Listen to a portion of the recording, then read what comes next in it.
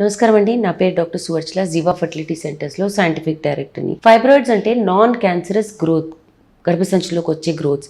ఇవి size, location, number బట్టి దీని సివియరిటీ ఉంటుంది. వీటి కాంప్లికేషన్స్ ఏంటంటే ఎనీమియా, అంటే ఎక్కువ బ్లీడింగ్ అవ్వడము లేదా ఇర్రెగ్యులర్ బ్లీడింగ్ అవ్వడము, డిపెండింగ్ ఆన్ ఎక్కడుంది దాన్ని బట్టి బ్లీడింగ్ కూడా ఎక్కువ తక్కువ అవ్వడం. సో ఎనీమియా ఒక కాంప్లికేషన్ దీనివల్ల. నెక్స్ట్ ప్లాసెంటల్ అబ్రప్షన్, అంటే ఈ గర్భసంచి మాయ ఉంటుంది, మాయ సెపరేట్ అయిపోవడం అనేది ఫైబ్రాయిడ్స్ వల్ల అవ్వచ్చు. సో ఇది కూడా ఒక పెద్ద కాంప్లికేషన్ ఫైబ్రాయిడ్స్ ఉన్న వాళ్ళలో.